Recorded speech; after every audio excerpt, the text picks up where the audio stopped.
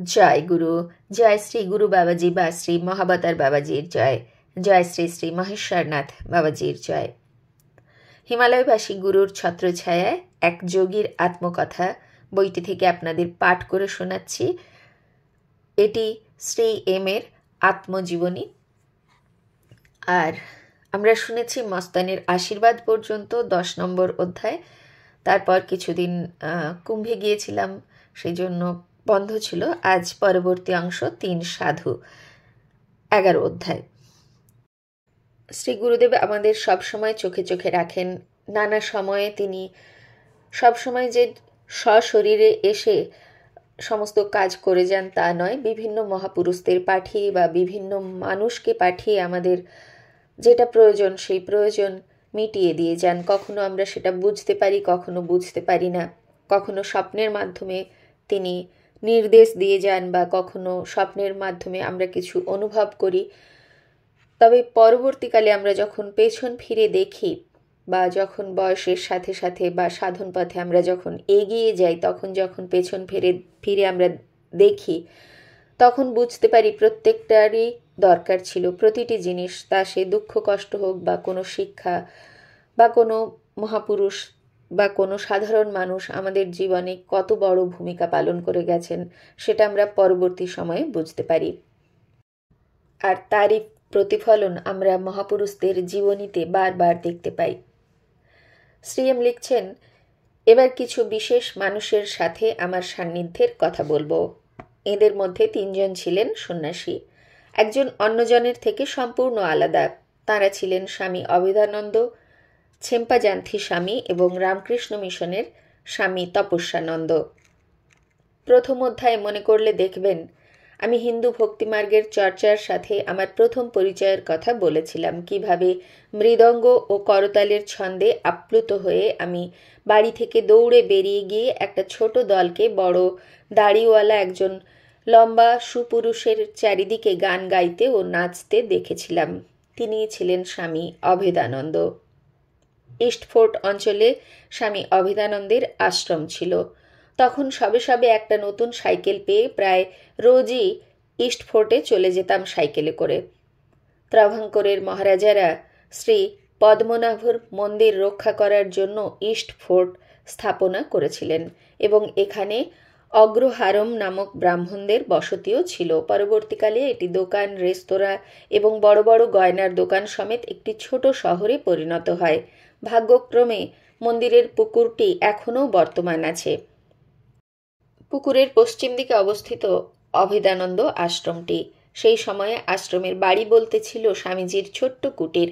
আশ্রমে স্থায়ীভাবে বসবাসকারীদের জন্য কিছু ঘর, একটি উন্মুক্ত সভাঘর এবং কীর্তনের জন্য ব্যবহার হওয়া একটি ছোট হলঘরের মুখোমুখি একটি রাধাকৃষ্ণের মন্দির। স্বামী অভেদানন্দ ছিলেন ত্যাগী পুরুষ। তিনি নিজের জামাকাপড় সমেত সমস্ত কিছু ত্যাগ করেছিলেন এবং শুধুমাত্র একটি গেরুয়া রঙের কাপড় পরে থাকতেন, যাকে কৌপিন বলা হয়। যখন আমি ওনাকে দেখতে গিয়েছিলাম তখন তার বয়স আন্দাজ 55। হিমালয়ের পুণ্য স্থানগুলি সমেত ভারতের সকল তীর্থক্ষেত্র পায়ে হেঁটে পরিভ্রমণ করে তিনি স্থিত হয়েছেন। তিনি ছিলেন লম্বা, ফর্সা আর খুব সুপুরুষ। কাঁধ অবধি নেমে আসা কোঁকড়া চুল ও কাঁচা পাকা দাড়ি তাকে একটা রাজকীয় রূপ দিয়েছিল। তিনি ছিলেন আমার দেখা সবচেয়ে নরম মনের মানুষ, মৃদুভাষী ও প্রেমময়। তিনি বুদ্ধিবাদী বেদান্তীন ছিলেন না। তিনি ছিলেন কৃষ্ণপ্রেমে আপ্লুত এক ভক্ত এবং তাঁরই শ্রীচরণে নিজেকে সম্পূর্ণরূপে সমর্পণ করেছিলেন। তার কাছ থেকেই আমার প্রথম মধুর ভাব এর সম্বন্ধে ধারণা জন্মে। মধুর ভাব হলো নিজেকে বৃন্দাবনের গোপী গোপিনীদের মতো শ্রীকৃষ্ণের প্রেমিকা মনে করা। যখন তিনি ভক্তিগীতি গাইতেন তখন তার গলার স্বর ও ধ্বনির তীব্রতা মেয়েদের মতো হয়ে যেত এবং দুচোখ দিয়ে ভক্তির ধারা বইতে বইতে তিনি সমাধিস্থ হয়ে যেতেন। যখনই আমি আশ্রমে যেতাম ওনার বিশ্রামের সময় ছাড়া বাকি সময়ে ওনার কাছে আমার ছিল অবারিত দ্বার। ছোট একদল ভক্তের সাথে বসে আমি তাঁর প্রবচন আনন্দের সাথে উপভোগ করতাম। ভক্তিই ছিল মূল বিষয়। স্বামীজি আমাকে সব সময় হেসে অভ্যর্থনা জানাতেন এবং কখনো দুপুরের খাবার না খেয়ে যেতে দিতেন না। এক শুক্রবার বেলা 11টা নাগাদ গিয়ে দেখলাম স্বামীজি একা বসে আছেন। তিনি আমাকে এমনভাবে স্বাগত জানালেন যেন আমার জন্যই অপেক্ষা করছিলেন। তারপর আরাম কেদারা থেকে উঠে তিনি মাটিতে আমার খুব কাছে এসে বসলেন। মমতা মাখানো চোখে আমার চিবুক ছুঁয়ে তিনি বললেন, প্রেমই কাম্য। সেই অসীমের কাছে পৌঁছতে সকল যুক্তি তর্ক পরাভূত হয়ে যায়। শুধু প্রেমই পারে। তোমার হৃদয়কে মেলে ধরে কৃষ্ণকে দেখো, তাকে গোপীদের মতো করে ভালোবাসো। তারপর আমার কাঁধের ওপর হাত রেখে তিনি সমাধিস্থ হয়ে গেলেন। গাল বেয়ে অশ্রুধারা নেমে আসতে লাগল। কিছুক্ষণ পর হঠাৎ তাঁর শরীর কেঁপে উঠল এবং তিনি আবার স্বাভাবিক চেতনায় ফিরে এলেন। তিনি বললেন, তুমি অনেক দূর হিমালয়ে যাবে। গুরু তোমার জন্য অপেক্ষা করছেন। নিজের যত্ন নিও। রাধা কৃষ্ণ তোমাকে রক্ষা করুন। তিনি কাঁদতে কাঁদতে আমার মাথায় 2 হাত রেখে আশীর্বাদ করলেন। সেই রাত্রে ধ্যানে বসে এক অসাধারণ দৃশ্য দেখলাম আমি এক অপূর্ব সুন্দর গাছ গাছালিতে ভরা গ্রামাঞ্চলে আছি। পাশ দিয়ে নদী বয়ে চলেছে। অনেক দূর থেকে এক অবিশ্বাস্য মধুর বাঁশির আওয়াজ ভেসে আসছে। মেয়েলি হাসির আওয়াজে চারিদিকে তাকিয়ে দেখি 6 জন সুন্দরী কিশোরী পরনে রঙিন পোশাক ও গয়না আমার কাছে দাঁড়িয়ে আছে। যাও, আমাকে একজন ঠাট্টা করে বলল, প্রেমের দেবতা তোমার প্রেমিক কৃষ্ণ তোমাকে বাঁশি বাজিয়ে ডাকছেন। অন্যরা উত্তেজনায় খিলখিল করে উঠল।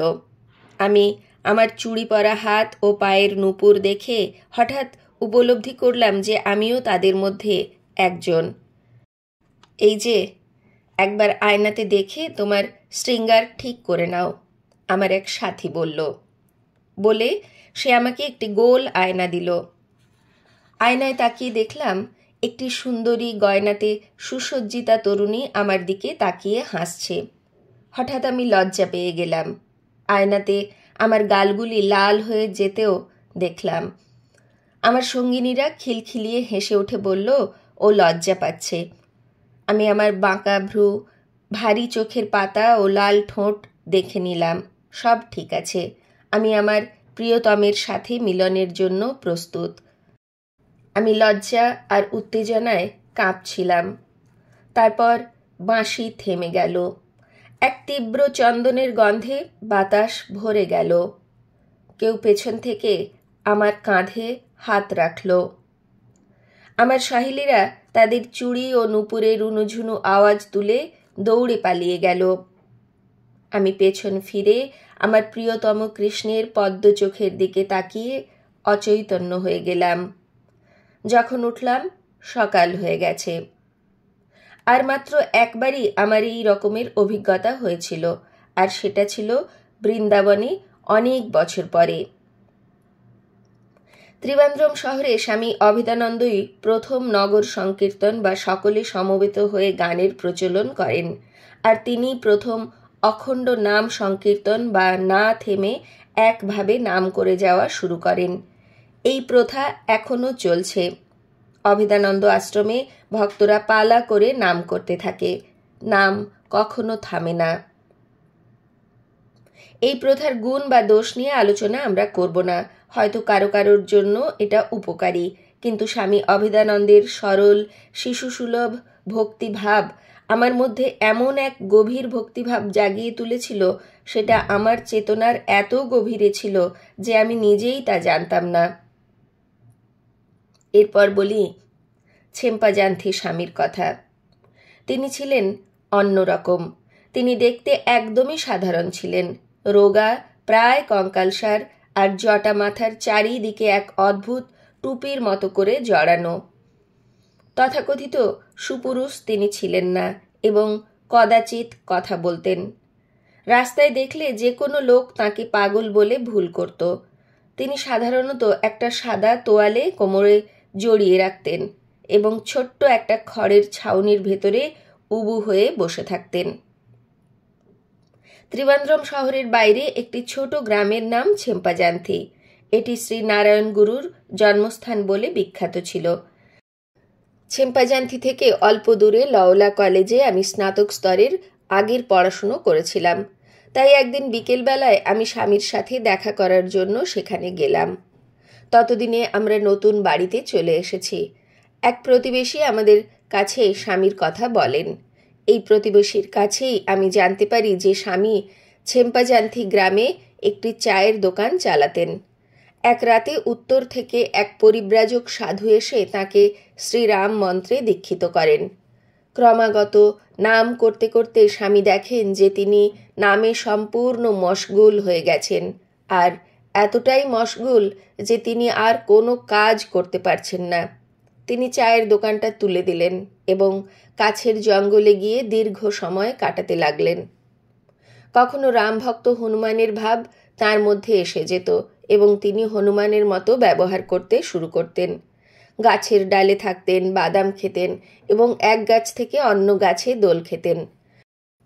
বলা হয়ে থাকে যে শ্রীরামের দর্শন হবার পরই তিনি গাছ থেকে নেমে আসেন এবং একটি ছোট রাম মন্দিরের পাশে একটি ছোট কুঁড়ে ঘরে থাকতে শুরু করেন।